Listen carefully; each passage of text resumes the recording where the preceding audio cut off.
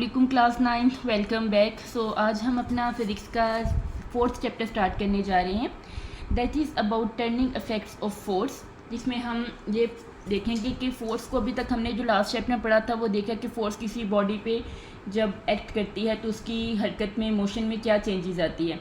आज हम स्टडी करेंगे कि फोर्सेस की वजह से कोई चीज़ रोटेट करती है, वो किस तरह करती है और उसका क्या इफ़ेक्ट होता है। इस मेन चैप्टर में हम बहुत ज़्यादा चीज़ों के बारे में पढ़ेंगे, वन बाय वन हम इनको ब्रीफली डिस्कस करेंगे। फर्स्ट ऑफ ऑल हम यहाँ से स्टार्ट करेंगे। ये जो फर्स्ट पैराग्राफ है ये आपका शुरू वाला इंट्रोडक्शन दिया गया जो आपने लास्ट चैप्टर में भी किया था, that is all about force, acceleration and deceleration. तो इसको हमें करने की ज़रूरत नहीं है, हम यहाँ से जस्ट करेंगे पैरेलल फोर्सेस। तो फर्स्ट ऑफ ऑल हमारे पास क्या आ रहा है, पैरेलल फोर्सेस। पैरेलल फोर्सेस क्या होती हैं? ऐसी फोर्सेस होती हैं जो बिल्कुल एक दूसरे के मतवाजी या सीधी होती हैं। जैसे कि अगर मैं आपके पास देखूँ, ये देखिए मैंने एरो के साथ में दो फोर्सेस को जाहिर कर दी। ये इस प्लेन में है, एक्स एक्सिस में, इसके साथ ही दूसरी प्लेन भी एक्स एक्सिस में है। जो सेम एक्सिस में फोर्सेस होंगी उनको हम कहते हैं कि ये मतवाजी हैं, ये पैरेलल हैं। जैसे ये दोनों ये एक दूसरे के पैरेलल हैं। इसी तरह से अगर ये मैंने दो फोर्सेस ड्रॉ की हैं तो ये भी एक दूसरे के पैरेलल हैं। इनकी डायरेक्शन तो डिफरेंट है लेकिन हैं तो ये दोनों एक्स एक्सिस में ना, इस डायरेक्शन में ये एक्स एक्सिस होती है और ये वाई एक्सिस। सो ये भी क्या है, पैरेलल फोर्सेस। इसी तरह से अगर मैंने ये दो ड्रॉ की हैं तो ये भी क्या होंगी, पैरेलल, क्योंकि दोनों ही किस डायरेक्शन में है, वाई डायरेक्शन में। इसी तरह से अगर मैं ये ड्रॉ कर रही हूँ तो ये भी क्या है, पैरेलल, क्योंकि ये दोनों भी किस में है, वाई डायरेक्शन में। इसी तरह से अगर मैं ये वाली दो फोर्सेस ड्रॉ कर रही हूँ, जैसे ये देखिए वन फोर्स ये है and the other one is this. अब इसमें क्या है कि एक फोर्स है आपकी वाई एक्सिस में and the other one is in x axis. अब इन दोनों के प्लेन्स डिफरेंट हैं। जब प्लेन हमारे पास डिफरेंट हो तो वो पैरेलल फोर्सेस नहीं है। पैरेलल फोर्सेस क्या होंगी, ऐसी फोर्सेस जो एक ही प्लेन में हो या जिनको हम कह सकते हैं कि वो एक दूसरे के मतवाजी हो, वो पैरेलल फोर्सेस है। अब नेक्स्ट इनके टू टाइप्स हैं, one is like parallel and the other one is unlike parallel. आपकी उर्दू मीडियम की बुक में भी सेम यही वर्ड है लेकिन जस्ट उनको उर्दू में ट्रांसलेट किया हुआ है। तो लाइक पैरेलल जिनकी डायरेक्शन सेम हो, like this is like parallel and this is like parallel, this is also like parallel and this are also like parallel. जिनकी डायरेक्शन सेम एक्सिस में हो और डायरेक्शन भी सेम हो उनको हम क्या बोलेंगे, लाइक पैरेलल फोर्सेस। देन हमारे पास आ जाता है अनलाइक पैरेलल फोर्सेस। ऐसी पैरेलल फोर्सेस जिनकी जो एक ही एक्सिस में तो हो, उनका एक्सिस तो सेम हो, मतवाजी हो, लेकिन उनकी डायरेक्शन अपोजिट हो। जैसे ये भी एक्स एक्सिस में, ये भी एक्स एक्सिस में, लेकिन डायरेक्शन इनकी क्या है, डिफरेंट। तो ये किस में कैटेगराइज करेगी, अनलाइक में। सेम इसी तरह ये दोनों वाली जो फोर्सेस हैं ये वाई एक्सिस में है, लेकिन एक अपवर्ड है और एक लोवर्ड है, एक नीचे की तरफ है। तो ये भी हमारे पास किस कैटेगरी में आ जाएगी, अनलाइक। सो ऐसी तमाम फोर्सेस जो एक ही एक्सिस में हो वो पैरेलल फोर्सेस, और अगर उनकी डायरेक्शन सेम हो तो वो लाइक पैरेलल, और अगर इनकी डायरेक्शन एक दूसरे के अपोजिट है तो वो क्या होगी, अनलाइक पैरेलल फोर्सेस। इसके साथ ही हम अपनी बेटे बुक की तरफ आ जाते हैं। ये देखिए जी, वो तमाम फोर्सेस जो एक दूसरे के मतवाजी अमल करते हैं उन्हें हम क्या बोलते हैं, पैरेलल फोर्सेस। और जिन निकात पर ये फोर्सेस अमल करती हैं मुख्तलिफ, ज़ाहिर बात है अगर ये देखिए मैंने ड्रॉ की ना, ये एक ही पॉइंट पर तो नहीं ना एक्ट कर रही, ये एक इस पॉइंट पर है, एक इस पॉइंट। सो पैरेलल फोर्सेस का पॉइंट ऑफ एक्शन डिफरेंट हो सकता है लेकिन उनका एक्सिस क्या होगा, सेम होगा। नेक्स्ट ही इनकी हमारे पास इसकी दो टाइप्स ही हैं जो मैंने आपको समझा दी हैं। आपने इसको हाईलाइट कर लेना है पेपर के पॉइंट ऑफ व्यू से, आपको सेम एज इट ही डेफिनेशन आ जाएगी। What is like parallel forces, अगर पैरेलल फोर्सेस एक ही डायरेक्शन में एक्ट कर रही हैं तो उनको हम क्या कहेंगे, पैरेलल फोर्सेस। और इसी तरह से ये वाली हमारे पास सेकंड डेफिनेशन आ जाएगी कि अगर अनलाइक पैरेलल फोर्सेस क्या होते हैं, उनकी डायरेक्शन या उनकी सिमतें एक दूसरे के मुखालिफ होंगी तो उनको हम क्या बोलेंगे, अनलाइक पैरेलल फोर्सेस। देन आपने बेटे इसकी एग्जांपल करनी है। एग्जांपल के लिए आपके सामने ये एक डायग्राम बुक पे बनी हुई है, सेम एज इट बना लेनी है। अगर इसमें देखो F1 F2, ये देखो ये भी सारी जोन सी हैं ये क्या है, पैरेलल है, क्योंकि सारी वाई एक्सिस में, ये भी वाई में है, ये भी वाई में है, तो ये सारी पैरेलल है। लेकिन इनमें से कुछ लाइक हैं और कुछ अनलाइक, जैसे कि F1 और F2 लाइक हैं, राइट, बट F2 और F3 अनलाइक हैं। इसी तरह F1 और F3 ये भी क्या है, अनलाइक। सो F1 F2 लाइक, बाकी दो एक दूसरे के लिहाज से क्या होंगी, अनलाइक। चलिए जी नेक्स्ट टॉपिक पे आ जाए, that is addition of forces. Addition of forces को बेटे हमने यानी कि फोर्सेस को कैसे जमा कर सकते हैं, ये हम अपने लास्ट चैप्टर में करके आए हैं, जिसमें हमने स्टडी किया था head to tail rule. Head to tail rule को मैं जस्ट इधर एक छोटा सा इंट्रोडक्शन दूंगी और मेन पॉइंट की तरफ आएंगे। हेड टू टेल रूल क्या कहते हैं कि अगर आपके पास दो या दो से ज़्यादा वेक्टर जमा करने के लिए, तो आप क्या करेंगे, पहले वेक्टर ड्रॉ करेंगे, उसके हेड पर दूसरे वेक्टर की टेल ड्रॉ कर देंगे, और आपने जो रिजल्टेंट वेक्टर है वो क्या करना है, पहले वेक्टर से लास्ट वेक्टर की तरफ उसको ड्रॉ करें, ये आपके पास रिजल्टेंट वेक्टर होगा। So it was the head and tell rule. यहाँ पर हम इसको इंट्रोडक्शन थोड़ा सा करेंगे अगेन। अच्छा, इसके ये सारा वही आ जाएगा। हमने मेन इसकी एग्जांपल ये वाली करनी है। ये हमारी पेपर पॉइंट ऑफ व्यू से भी इम्पोर्टेंट है, क्योंकि जब से न्यू सिलेबस आया है, पेपर का पैटर्न चेंज हुआ है, तो ऐसे हमारे पास एग्जाम्पल्स न्यूमेरिकल्स में काफ़ी ज़्यादा आती है। तो इसको बेटे आपने ध्यान से समझना है, डिफ़िकल्ट बिल्कुल भी नहीं है, हेड टू टेल रूल का मेथड है, लेकिन इसके लिए हम थोड़ी सी चीज़ों को क्लैरिफाई करते हैं। जैसे कि उन्होंने कहा जी आपके पास तीन फोर्सेज हैं। F1 जो सी है वो आपके पास 200 न्यूटन है, F2 is 300 Newton and F3 is 250 Newton.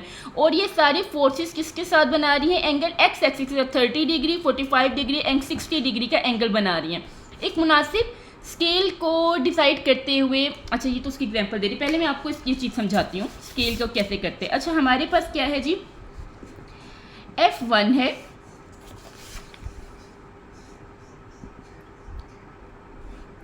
हाँ जी, तो F1 है जो कि कितनी है 200 न्यूटन, और इसका जो एंगल है वो कितना है 30 डिग्री का, किसके साथ, एक्स एक्सिस के साथ। ये आप इसका डाटा लिख रहे हो।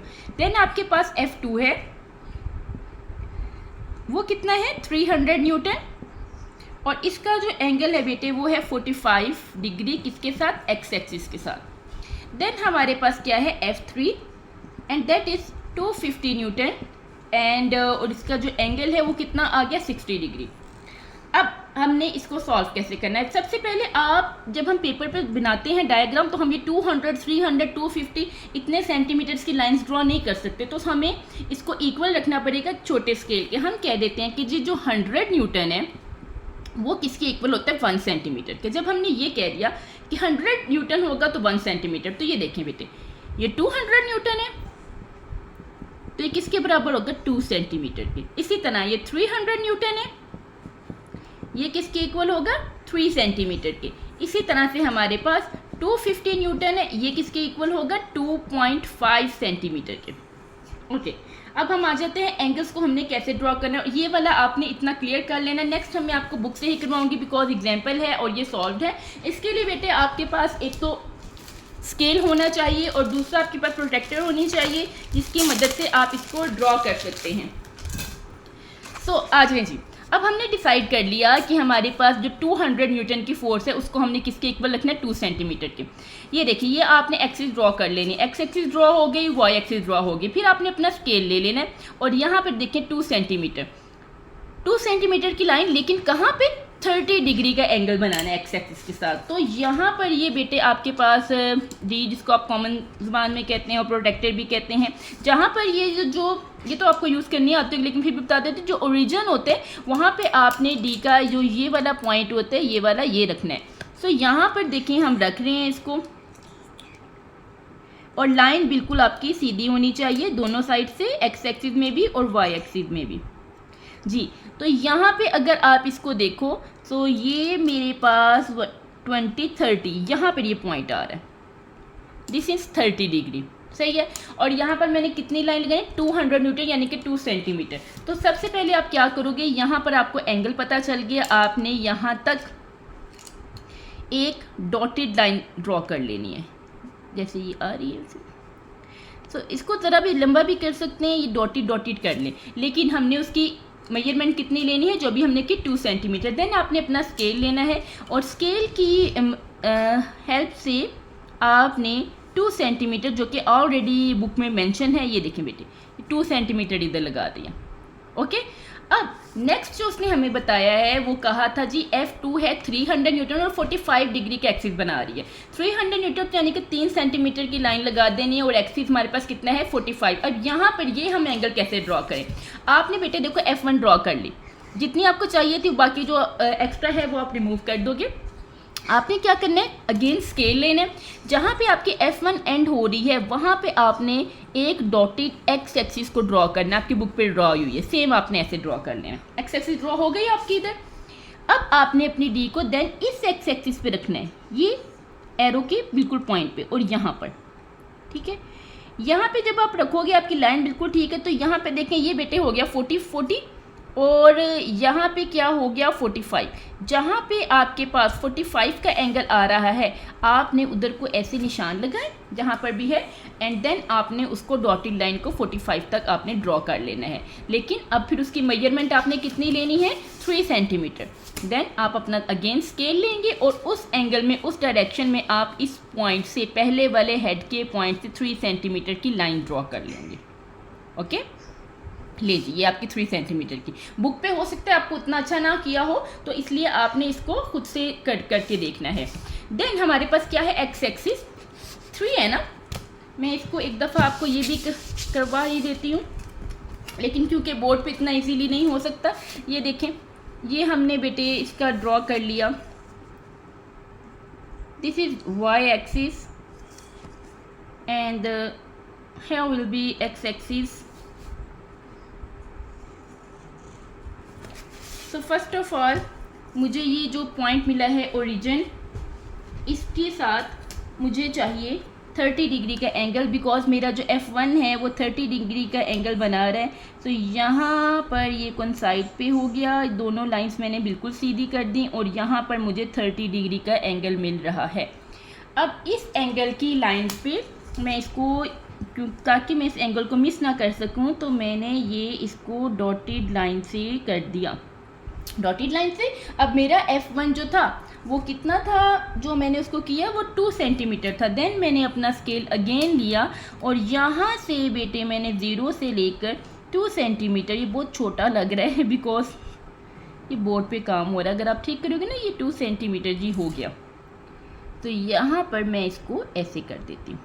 ये मेरे पास F1 मैंने इसको ड्रॉ कर लिया।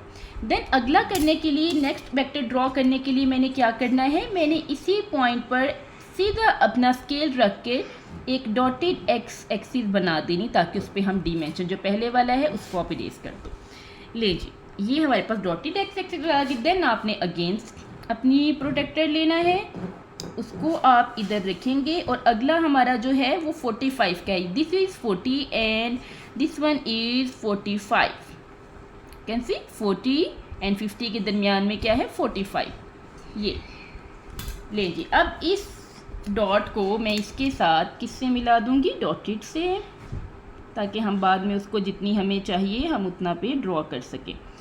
सो हमारे पास F2 था 300 न्यूटन, जिसको हमने राउंड आउट किया था, तो वो कितना हो गया था 3 सेंटीमीटर। अगेन स्केल लें और इसी डायरेक्शन में जी 0 से स्टार्ट करें और 3 सेंटीमीटर तक पॉइंट कर लें। ये है जी 3 सेंटीमीटर। सो ये, और यहाँ पर आपने इसको एक एरो लगा देना है। ओके, ये आपके पास हो गया F2। जो एक्स्ट्रा लाइन है उसको रिमूव कर लें। ओके, देन हमने किसको ड्रॉ करना है, F3 को, और जो कि क्या एंगल बना रही 60 डिग्री का। उसी तरह से F3 को ड्रॉ करने से पहले हम इस पॉइंट पर एक dotted line x axis draw करते हैं। उसके बाद हमने अपना प्रोटेक्टर लिया, यहाँ पर उसको पॉइंट पे रखा and here is our 60 degree. You can see this 60, so it is 60. लीजिए ये हमारे पास 60 का भी ड्रॉ हो गया, this one, and here we go. Okay जी, और इसकी लेंथ क्या थी जी, इसकी है जी 2.5 सेंटीमीटर। सो यहाँ पर आप अपना अगेन स्केल रखेंगे and you can see this here is 2.5। लीजिए, और इसको आपने स्केल से कर लेना है।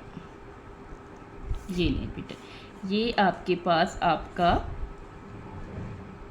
थर्ड वेक्टर भी ड्रॉ हो गया है। इसका 30 का डिग्री का, और जितना जितना बन रहा है ये हमारे पास बना 30 डिग्री का। ये जो था ये कितने का था 45 डिग्री का, और ये इसके साथ कितने का बन रहा है 60 डिग्री का। एंड देन फाइनल हमने रिजल्टेंट वेक्टर बनाना है, बहुत सिंपल है।